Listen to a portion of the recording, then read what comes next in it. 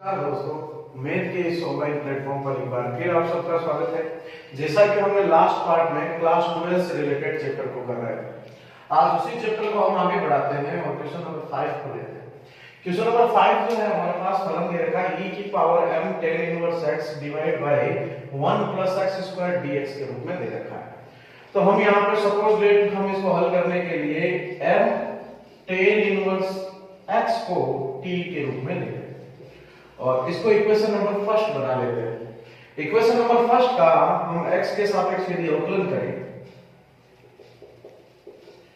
x के सापेक्ष अवकलन करें तो हमें पता है m एक अचर राशि है तो ये बाहर आ जाएगा और tan इनवर्स x का अवकलन जो है हमें याद है फॉर्मूले के रूप में 1/1 प्लस x स्क्वायर के रूप में आता है और यहां पर tan का t का करें तो dt/dx के रूप में आ जाएगा और इसको हम करें तो 1/1 प्लस x स्क्वायर dx के रूप में और ये बन जाएगा 1/m dt के रूप में लिखा जा सकता है।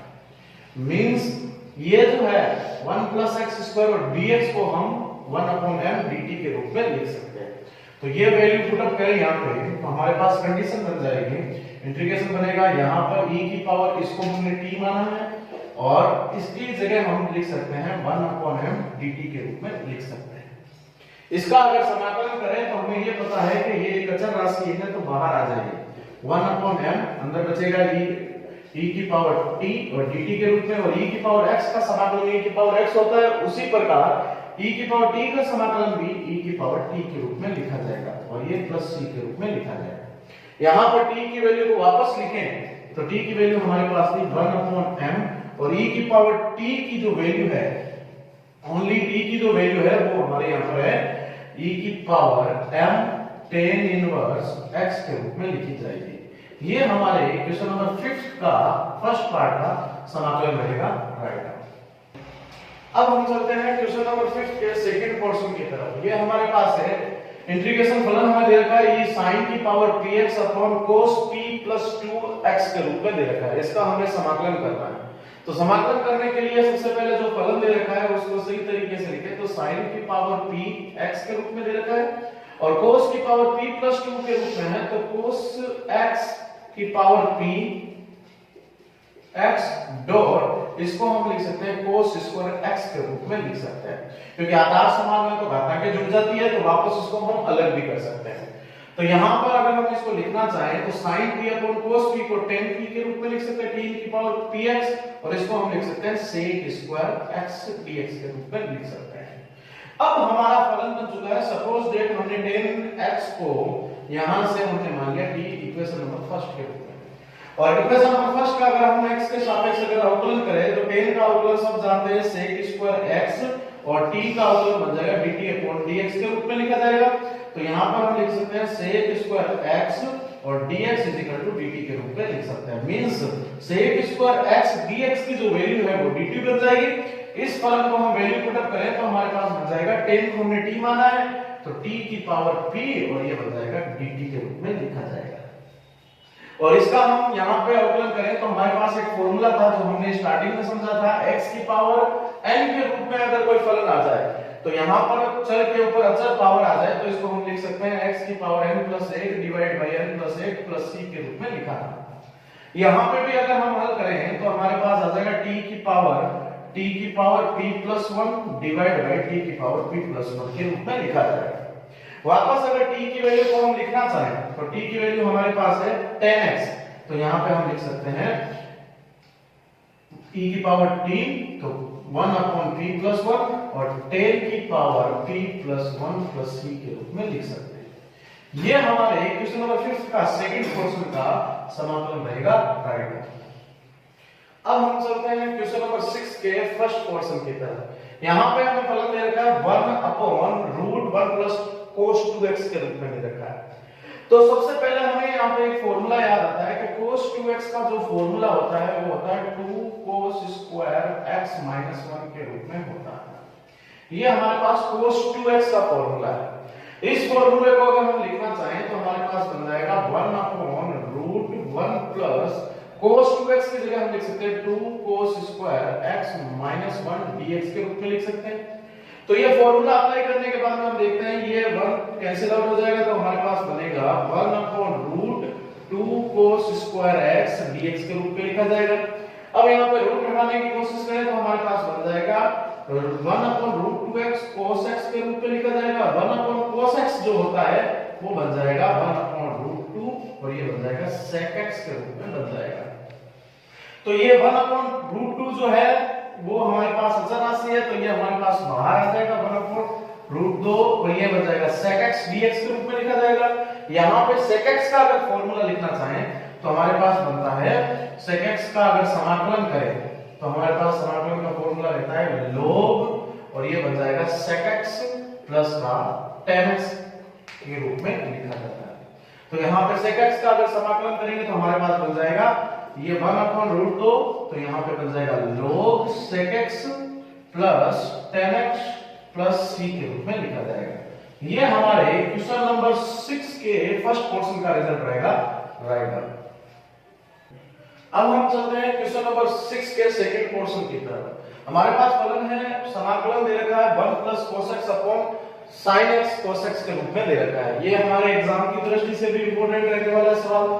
इसको हल करने के लिए यदि हम इसको इस तरीके से लिखें, फलन को डिवाइड करें तो हमारे पास बन जाएगा, आंशिक भिन्नों में परिवर्तित करें तो 1/sin x cos x dx के रूप में लिख सकते हैं इसको, और यहां पे लिख सकते हैं cos x sin x cos x के रूप में लिखा जा सकता है।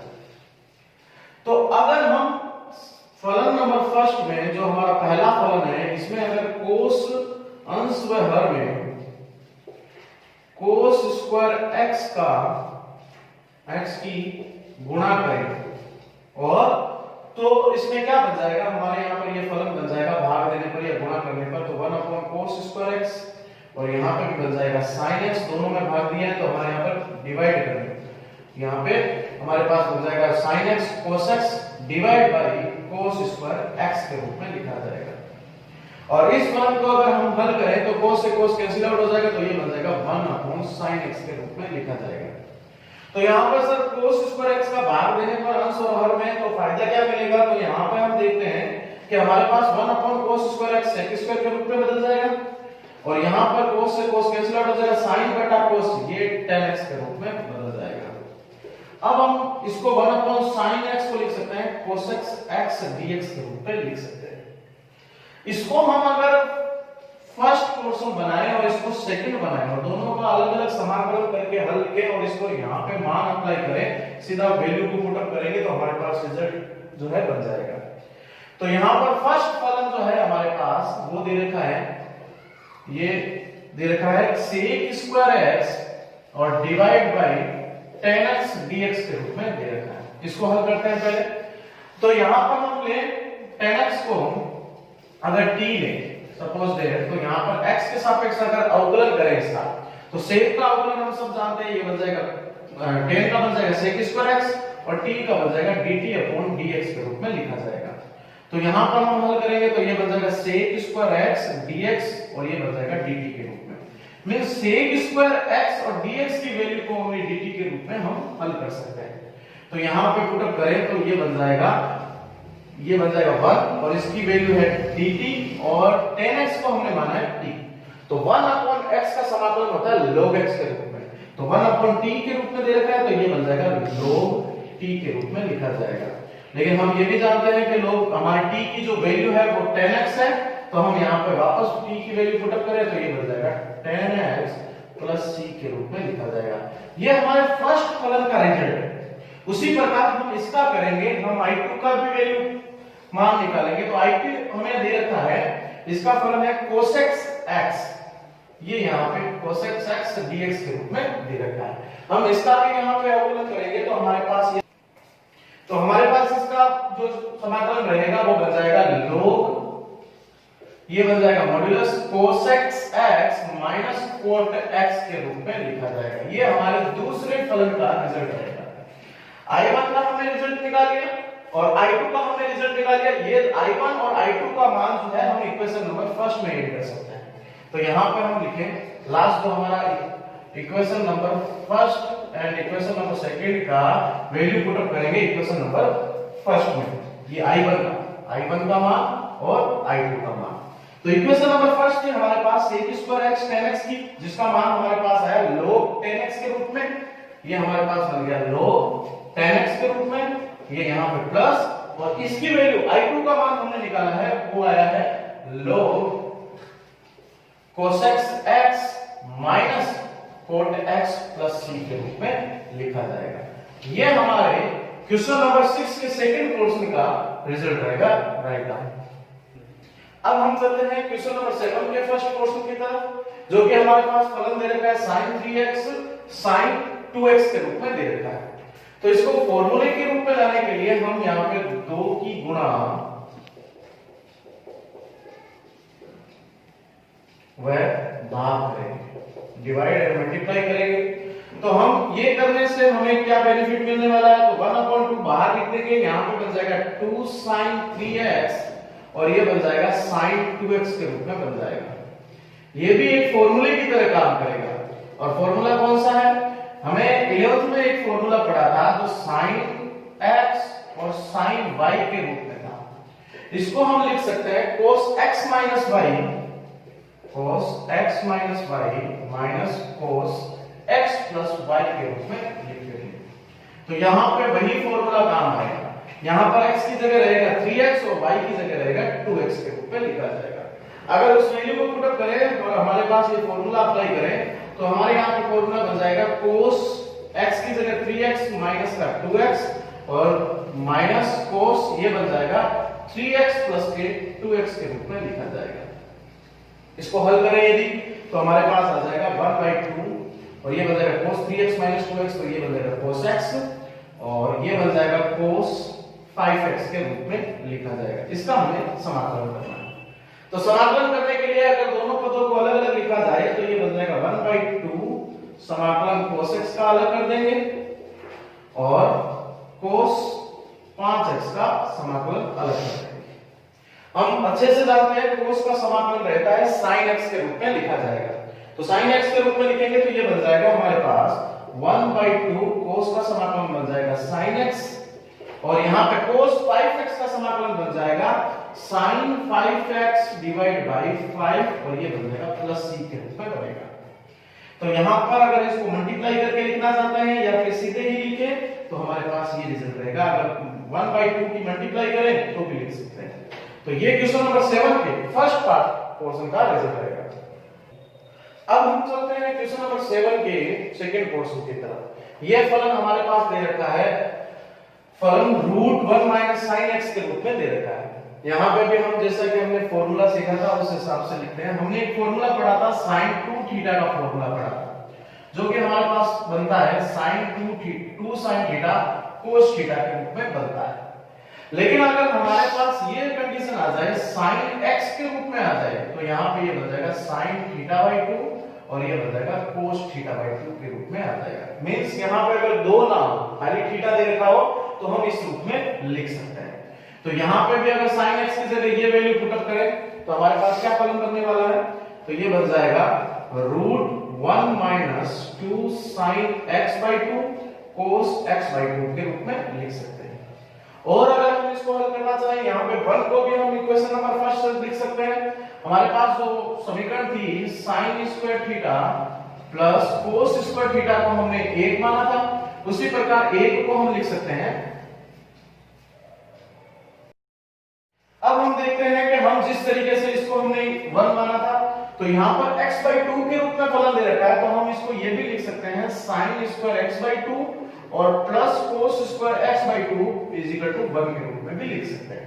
तो यहाँ पर 1 की जगह अगर यहाँ पे फलन अप्लाई पुट अप करें तो हमारे पास आ जाएगा sin square x/2 plus cos square x/2 और जो पहले वाला फलन था 2 sin x/2 और cos x/2 के रूप में था उसको रहने दो। अब अगर यहाँ पर हम एक फॉर्मूला देखें तो हमारे पास एक फॉर्मूला था a b का होल स्क्वायर, जो कि हम काफी टाइम पहले पढ़ चुके हैं। तो यहाँ पर ये बन जाएगा a square minus 2ab plus b square के रूप में लगता था। a square minus plus b square minus 2ab के रूप में लगता था। तो यहाँ पर a square plus b square minus 2ab के रूप में दे रखा है, तो हम इसको लिख सकते हैं a माइनस b का whole square means sin x by 2 minus cos x by 2 के होल स्क्वायर के रूप में लिखा जा सकता है। और इसको फॉर्मूले में चेंज करने से हमें ये बेनिफिट मिलेगा कि ये स्क्वायर से रूट कैंसिल आउट हो जाएगा, तो हमारे पास जो फलन बचेगा वो बन जाएगा sin x by 2 minus cos x by 2 के रूप में लिखा जाएगा। ये हमारे पास फलन रहेगा। अब हम दोनों का अगर अलग-अलग समाकलन करें तो हमारे पास बन जाएगा sin x by 2 का अलग समाकलन रहेगा और माइनस ये बन जाएगा cos x by 2 का अलग समाकलन रहेगा। sin का समाकलन हम जानते हैं cos रहता है, तो यहाँ पे बन जाएगा sin का बन जाएगा cos x by 2 divide by 1 by 2, क्योंकि 1/2 का भी करेंगे। और यहाँ पे अगर हम करते हैं sin का तो ये cos ये नेगेटिव रहेगा और ये बन जाएगा sin x by 2 divide by 1 by 2 plus c के रूप में लिखा जाएगा। इसको अगर हम और हल करें तो ये बन जाएगा 2 cos x by 2 और ये बन जाएगा minus sin x by 2 plus c के रूप में लिख सकते हैं। ये हमारे पास फलन रहेगा क्वेश्चन नंबर 7 का सेकंड पोर्शन रहेगा। अब इस चैप्टर के नेक्स्ट सवालों को हम नेक्स्ट पार्ट में करने वाले हैं। इन सवालों में कोई भी डाउट हो तो आप कमेंट के माध्यम से पूछ सकते हो। धन्यवाद।